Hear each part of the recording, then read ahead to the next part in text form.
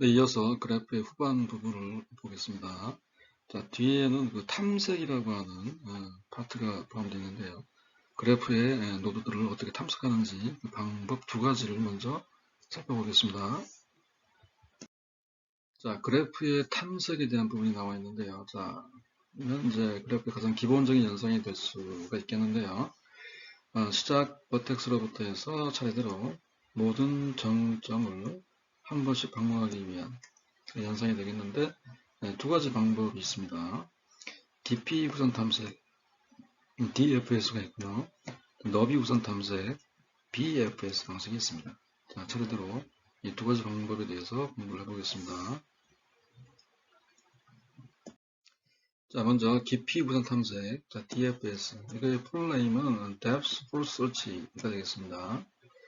자, 깊이 우선 탐색. 자, 이 탐색의 형태 좀 패턴이 파고 들어가는 모양을 가지기 때문에 이러한 이름이 붙어 있는 건데요.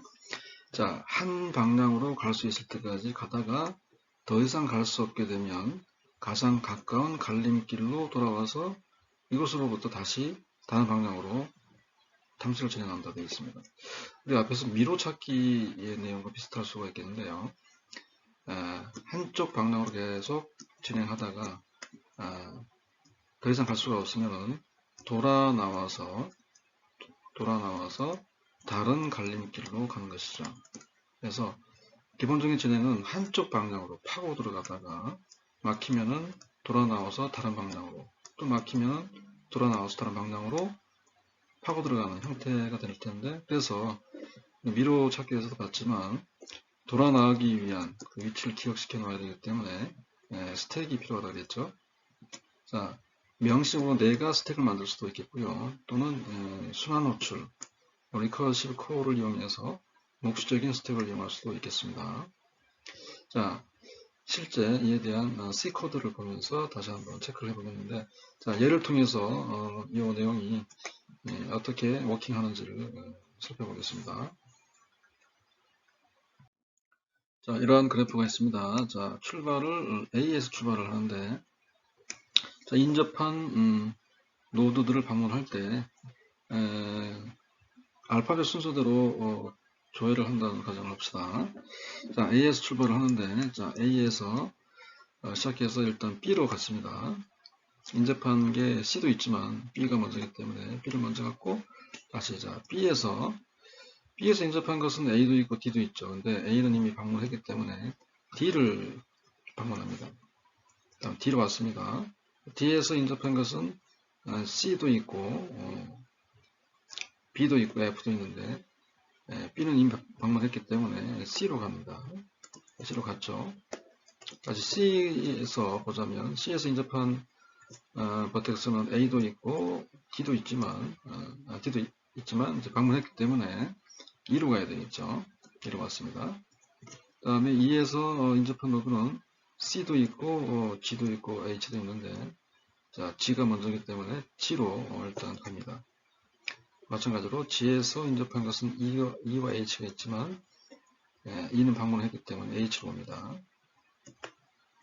자, H에 왔는데 여기서 인접한 노드 버텍스는 E와 G가 있죠. 자, E와 G는 모두 방문을 한 것이죠. 그러면은 그 이전 갈림길로 가야 되는데 아까 봤던 것처럼 G 백트래킹 하는 거죠. 백트래킹 해서 G, E, C, D로 와서야 새로운 갈림길이 나오는 것이죠. D까지 와서야 새로운 갈림길 F로 이동을 합니다. 그게 여기죠.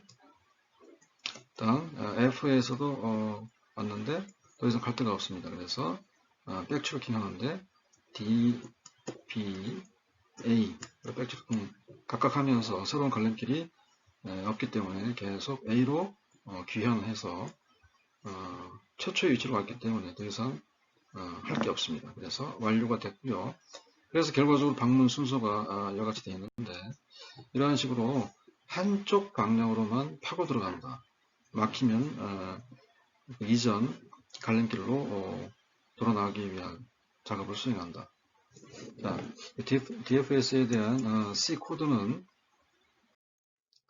자, 여기서 DFS 함수가 적용되어 있는데 DFS 안에 다시 DFS를 호출하고 있죠. 자, 리커시브 콜 형태가 되고 있는데 자, 보시면 DFS 함수는 한쪽 방향으로만 포드라고 그랬죠. 자, 최초에는 이게 V가 시작 정점이 되겠는데 자, 진입을 하게 되면 일단 V번째 셀에 visited라고 하는 V번째 셀 값을 1로 표시하고 있는데 이거는 이제 해당 노드를 방문했다 라고 하는 것을 표시한 것이죠.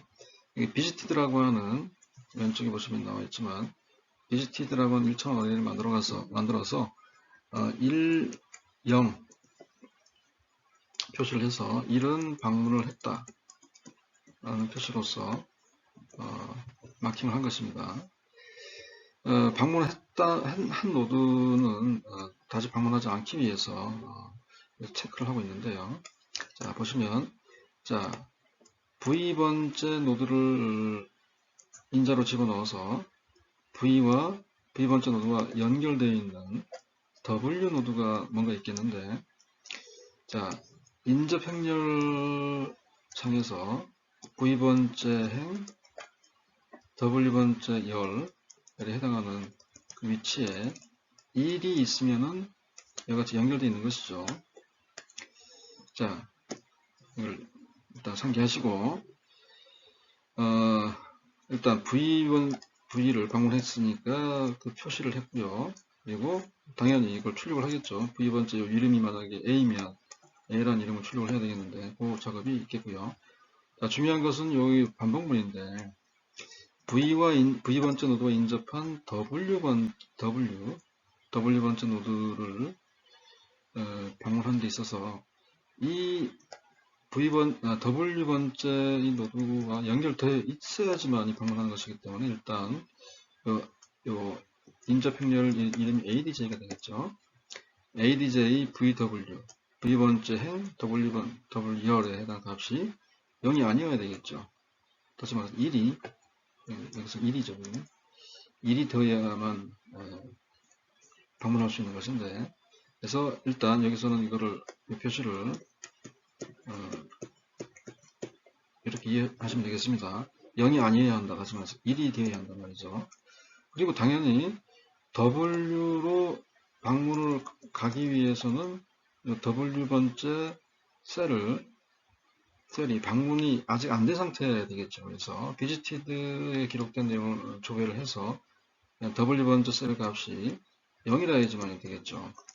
방문하지 않은 미방문 노드로 진입을 한 것인데 그래서 이게 V번째 노드와 연결되어 있는 W번째 노드로 방문을 옮아가기 위해서 추가적으로 DFS W라는 인자를 넣어서 다시 리커시브 콜을 하게 되는 것이죠.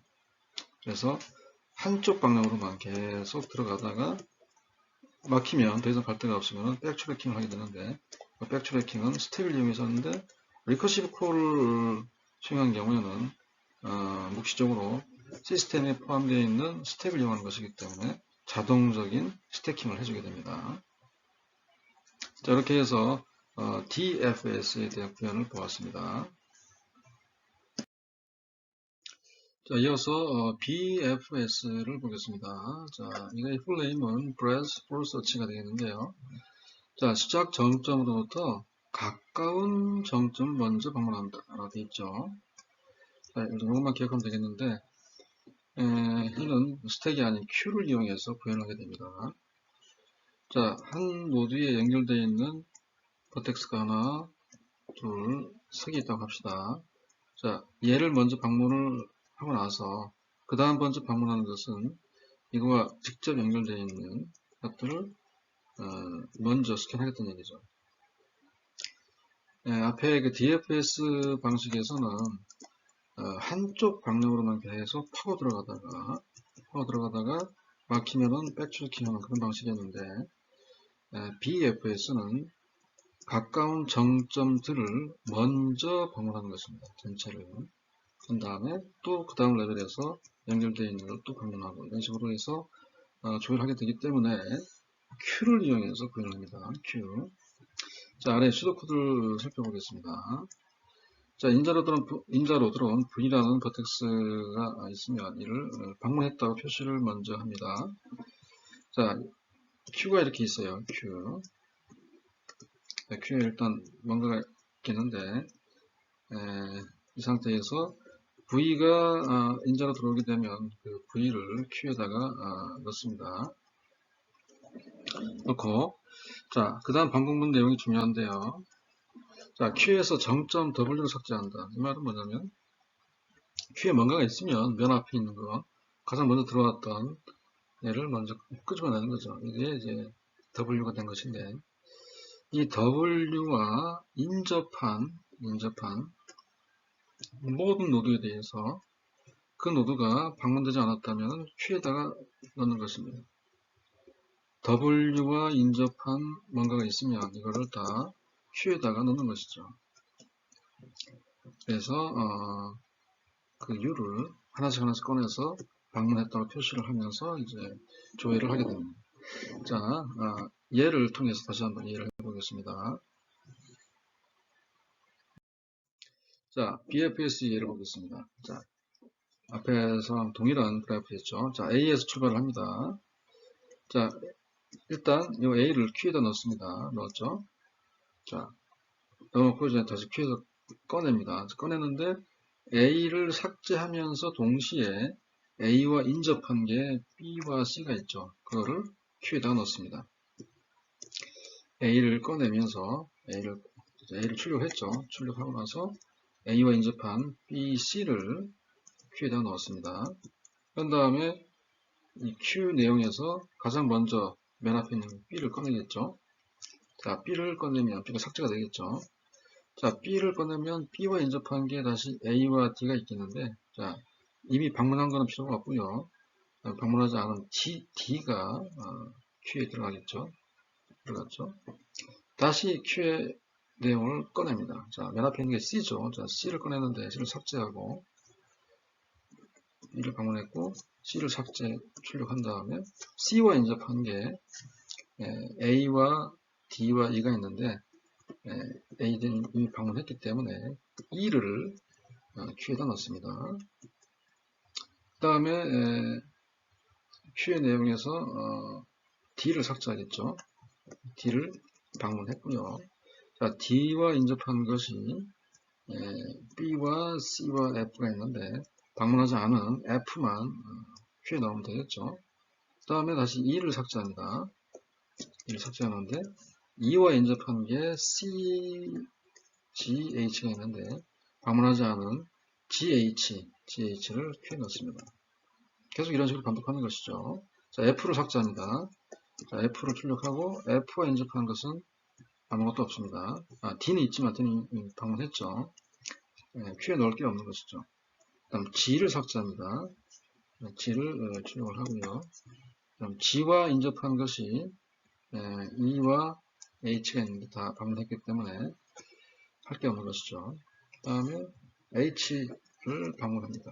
H를 방문하면 H도 역시 인접한 E와 G가 방문된 것이기 때문에 Q에 넣을 게 없습니다. 이렇게 해서 Q가 모두 비어 있게 되면 이제 작업이 완료가 되는 것이죠. 이런 식으로 A, B, C, D, E, F, G, H 이러한 순서대로 방문했음을 알 수가 있겠습니다. 자, 이에 대한 C 코드를 보겠습니다. 자, 보시는 것처럼 BFS는 우리 앞에서 보았던 그 레벨 오더 조회라고 하는 함수 내용과 유사한 형태를 띠고 있는데요. 자, V라고 하는 인자가 들어왔습니다. V를 방문한 것이죠. 자, 그러면 방문했으면 표시를 해야 되겠죠. 그리고 V번째 데이터를 출력을 합니다. 자, 그리고 그 노드를 Q에다 넣습니다. 자, Q가 이렇게 있으면 기존에 뭔가 있겠는데 새로 진입한 V라는 노드를 Q에다 넣습니다. 넣고 자, 방법문을 진입을 하죠. 자, Q에 뭔가가 있으면 맨 앞에 있는 것을 삭제를 합니다. 삭제라고 하는 것은 이제 DQ가 되겠죠. 그 다음에 이 삭제한 노드가 만약에 W라고 한다면 W와 인접한 뭔가를 노드가 있겠는데 이거를 큐에다가 다시 넣어야 됩니다. 자, 여기서는 인접 리스트 방식의 그래프 표현 방식인데요. 자, 이 부분을 보시면 여기 이 부분 보시기 바랍니다. ADJV가 W로 가 있는데, 자, ADJ라고 하는 그 어레이가 있는데, 앞에서 봤지만 1차 어레이인데요.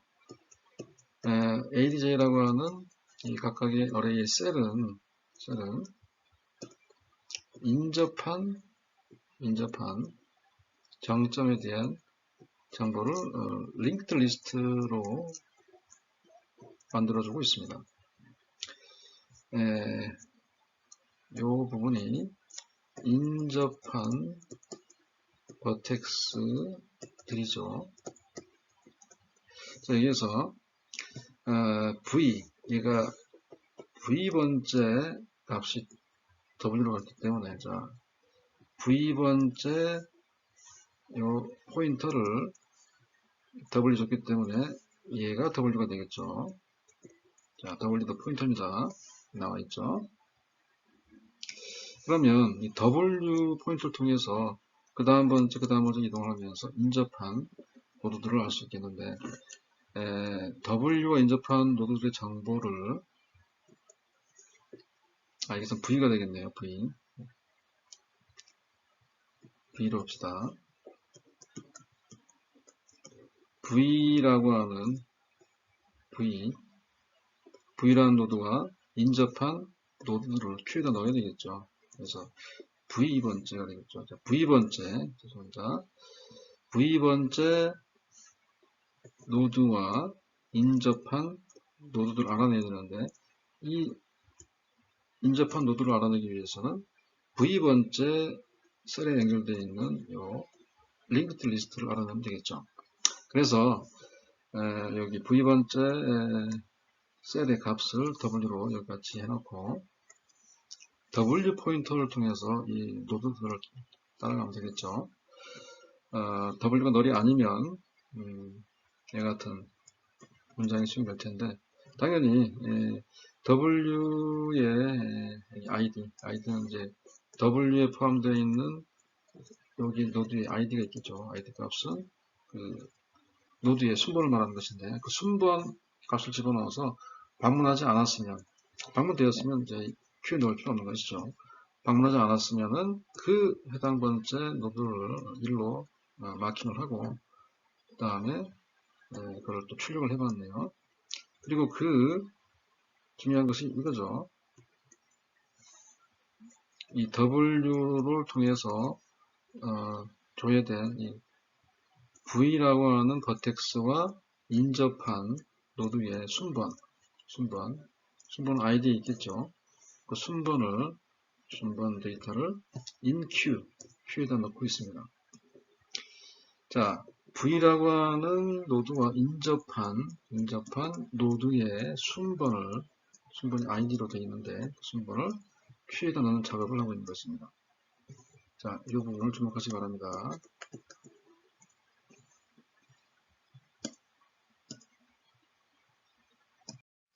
자, 앞에서 우리가 DFS와 BFS 방식의 탐색 기법을 보았는데요.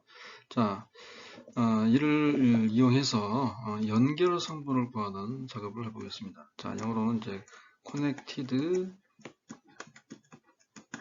Component라고 그러는데요. 주어진 그래프 안에 연결되어 있는 컴포넌트 부품이 뭐가 있는지를 알아내는 것인데, 아래를 보시면 이러한 그래프가 있습니다. 자, 버텍스가 5개가 있죠. 자, 근데 여기 A, B, C라는 부분은 연결되어 있고 D, E가 연결되어 있죠. 자, 서브 그래프로서 2개의 커넥티드 컴포넌트가 있는 것입니다. 자, 이와 같이 2개의 연결된 성분을 컴포넌트를 구할 수 있겠는데요. 이러한 그 연결된 성분을 표시하기 위한 방식으로서 오른쪽에 보시면 레이블 어레이 정보를 정의하였는데, A, B, C는 1로 마킹되어 있고 D2는 2로 마킹되어 있죠. 자, 같은 번호, 같은 레이블로 되어 있는 것이 하나의 같은 성분으로 보시면 되겠습니다. 하나의 연결되어 있는 서브그룹으로 보자는 얘기죠. D가 레이블 2가 되기 때문에 D가 하나 연결되어 있는 컴포넌트가 되겠습니다. 이런 식으로 레이블 정보에다가 그 연결된 컴포넌트의 정보를 담고 있는데, 자, 이러한 작업을 하기 위해서 우리는 앞에서 DFS 또는 BFS 탐색 기법을 이용해서 이 연결된 성분을 쉽게 구할 수 있겠습니다. 자, 다음 슬라이드 보겠습니다. 자, 여기 보시면 이제 label DFS라고 하는 함수가 있습니다. 자, 이 내용을 보시게 되면 앞에서 공부했던 내용 중에서 차이점이 이 부분만 추가된 것입니다. 앞에서 봤지만 label array 안에 컴포넌트 성분의 레이블을 기록하였는데, 여기 label dfs라고 하는 함수의 두 번째 인자를 보시게 되면 컬러가 들어오고 있죠. 이 컬러 값이 외부에서 들어온 컬러 값이 이 레이블 v에 들어가고 있는 것이죠. 자, v라고 하는 노드를 방문을 하게 되면 v번째 같이 들어온 컬러 값이, 즉 이 컬러가 결국 레이블 값인데, 자, 컴포넌트가 두 개면 1과 2라는 두 개의 값이 생길 텐데, 아무튼 그 값이 이 레이블 v번째 셀에 기록되는 것입니다. v를 방문했으니 그 v 방문했다고 하는 그 번째 레이블 정보에다가 그 컬러 값을 넣는 것이죠. 그렇게 해서 그 다음 나와 있는 내용은 그 DFS 내용과 똑같습니다. 연결되어 있고, 자, V번째 노드와 연결되어 있는 W번째 노드, V와 연결되어 있는 W 노드가 있는 것이죠. 0이 아니기 때문에. 그리고 그 W번째 노드는 방문하지 않았으면은 그쪽 방향으로, 한쪽 방향으로 계속 DFS를 콜하는데 동시에 컬러 값을 같이 넣어주고 있죠. 같은 컴포넌트라고 한다면은 이 컬러 값이, 레이블 값이 똑같습니다. 자, 오른쪽을 보겠습니다. 자, 얘를 부 함수로 하고 얘를 주 함수로 해서 연결된 컴포넌트, 커넥티드 컴포넌트를 탐색하게 되는데요. 자, 일단은 이 부분은 초기화 작업이고요. i번째 모든 셀을 0으로 초기화하고 있죠. 방문하지 않았다는 것이죠. 자, 그 다음 내용을 보시면, 자, i가 0부터 버텍스 사이즈만큼 증가하게 되는데, 자, i번째 노드가 방문하지 않았으면 이러한 코드를 추가했습니다. 자, 이게 핵심이죠. i번째 노드를, 자, 예를 들어서 이 A라는 노드를 방문하지 않았으면 그 i, 이게 이제 0번째가 되겠는데, i를 0으로 해서 카운트 값이 증가될 텐데, 카운트 값이 최초는 0인데 증가된 1 값이 들어가서 얘를 방문하고 얘를 방문하는데, 그때 컬러 값이 얘도 0이고 얘도 0인 것이죠. 근데 이제 이게 다 완료가 되면 이쪽으로 넘어가게 될 텐데, 이게 A가 0번째고 B가 1번째고 C가 2번째, D가 3번째가 되겠는데, 3번째 노드를 방문하게 되면 그 노드를 방문하지 않았고 요 레이블 DFS의 인자에다가 3을 넣고 요 값이 카운트 값이 2로 증가되어서 콜을 하게 되겠죠. 그래서 D를 방문하고 E를 방문해서 요 D와 E의 레이블 값은 컬러 레이블 값은 2로 세팅이 되어서 조회가 되겠습니다.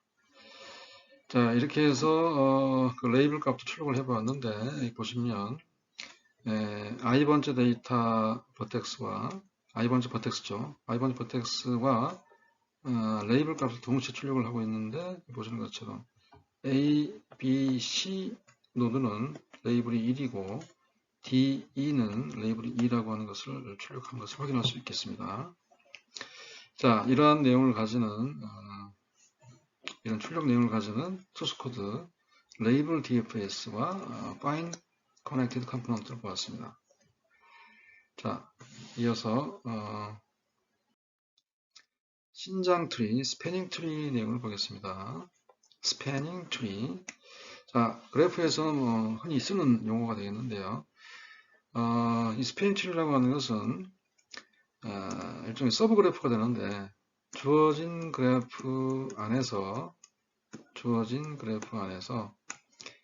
모든 정점들이 연결되어 있고 사이클을 포함하지 않는 그러한 서브 그래프가 바로 스패닝 트리가 되겠습니다.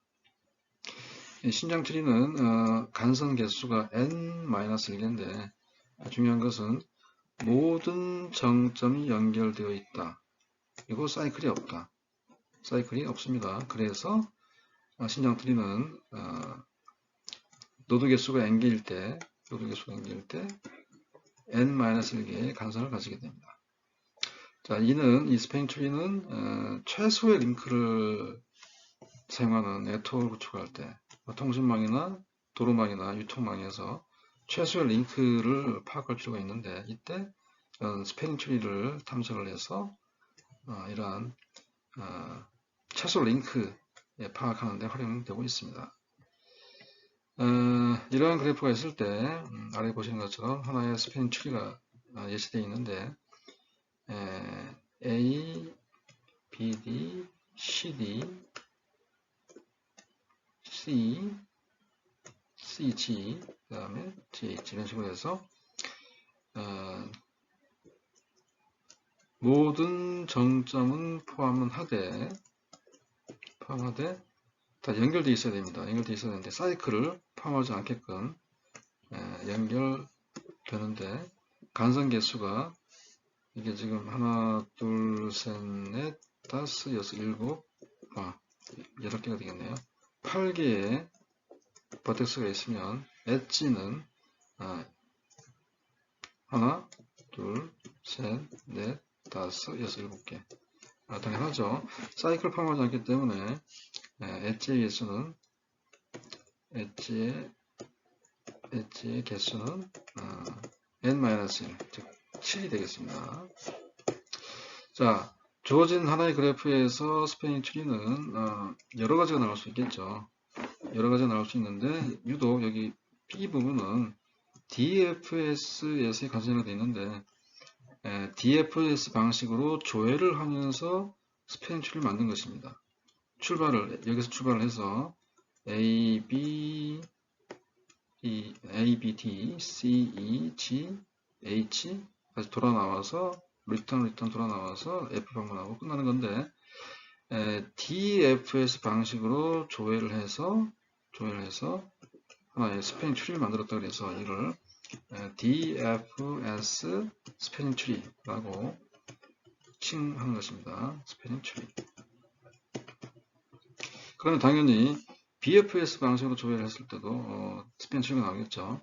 자, 여기 보시는 것처럼 이렇게 지금 A에서 인접한 B, C를 먼저 방문하고 다시 C 인접한 E를 방문하고 B와 인접한 D를 방문하고 다시 E와 인접한 F, G와 H를 방문하고 다시 D와 인접한 F를 방문하는데 Q를 이용해서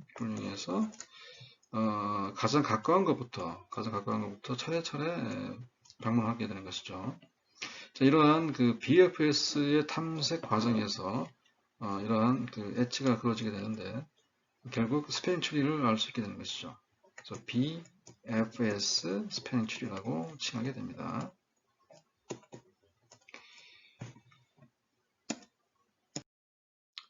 자, 그럼 아까 보셨다시피 DFS와 BFS와 DFS를 가지고서 스패닝 트리를 만드는 것은 원래 줘졌던 DFS, BFS 함수를 그대로 이용하면 되겠죠. DFS인 경우에는 보시다시피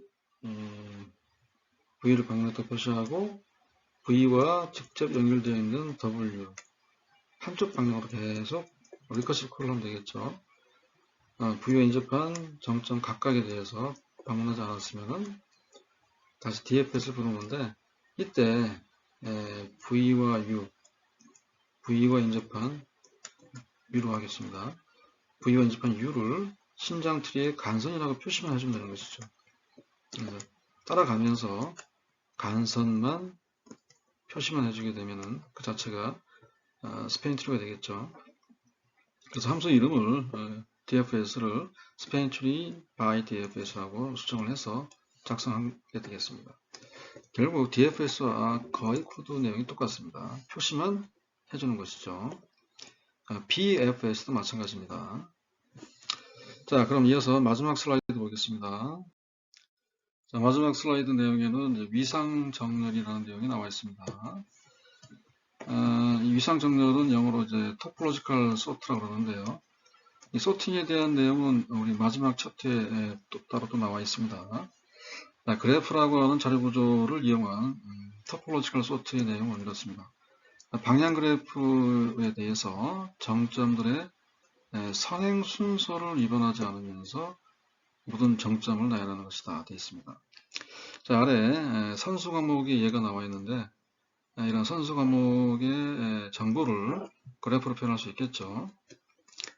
전산학 개론을 들은 다음에 자료 구조, 그 다음에 뭐 알고리즘, 인공지능 이런 식으로 선수 과목 리스트가 나와 있는데 알고리즘이라는 수업을 듣기 위해서는 전산학 개론과 자료 구조와 이산 수학을 수강해야 되겠죠. 자, 아무튼 이러한 선수 과목 그래프가 있을 때 어떠한 순서로 수강하면 되는지 교과목 순서를 나열하는 것이 바로 위상 정렬이 되겠습니다. 자, 방법은 정렬 결과는 답이 한 가지가 아니겠죠.